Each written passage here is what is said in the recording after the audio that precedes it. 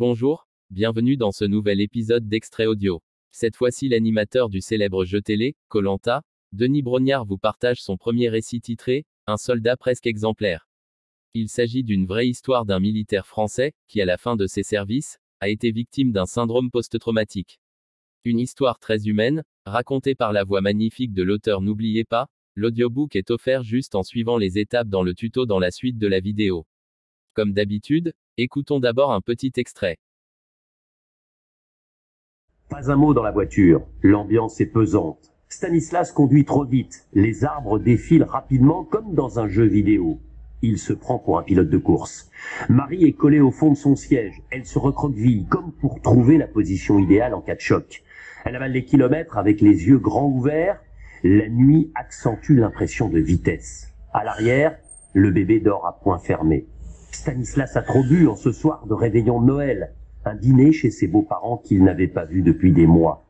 C'était pas la fête, loin de là. Beaucoup de non-dits, de la défiance aussi envers ce gendre, héros de guerre mais également mari volage, souvent absent, fort en gueule.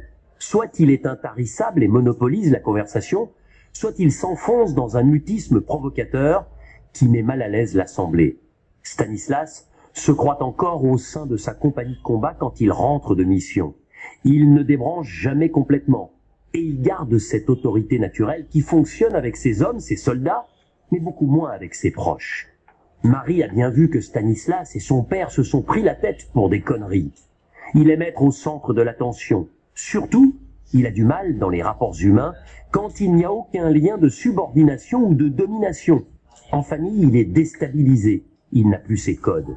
Elle sait que son mari est contrarié. Dans la voiture, il ressasse en silence. Il espérait être accueilli comme un héros, et c'est l'inverse qui s'est produit. Attention, tu roules comme un malade, il y a le petit derrière. Je t'en supplie, ralentis. Tu vas nous mettre dans le fossé.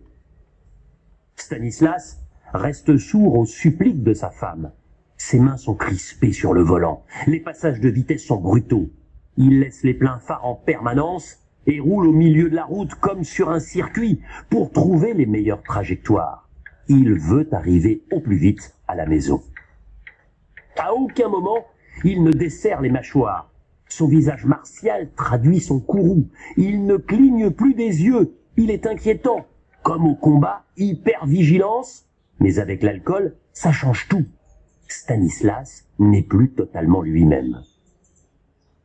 Enfin, la résidence. Il est 2 heures du matin. Tout est noir. Un dernier dérapage, pas totalement contrôlé sur les gravillons, et la voiture s'immobilise.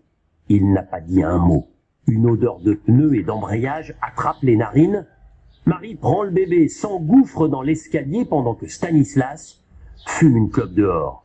Elle n'aspire qu'à une chose, se coucher et tenter de trouver le sommeil, si possible, avant que Stan arrive. Il doit, comme d'habitude, avoir des coups de fil à passer, des messages à envoyer, une spécialité même à 3 heures du mat, son petit jardin secret, comme il dit. De toute façon, vu son état, il n'y a rien à en tirer. Matteo, lui, dort déjà. Le bébé partage la chambre de ses parents. Pas le choix, dans ce petit 2 pièces sans charme.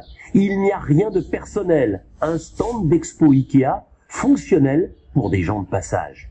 Ça aurait dû être une magnifique soirée, la première nuit de Noël de leur fils, avant les cadeaux le lendemain matin. C'est tellement rare qu'ils soient tous les 3 ensemble, comme une vraie famille. Marie en a tant rêvé de ce Noël.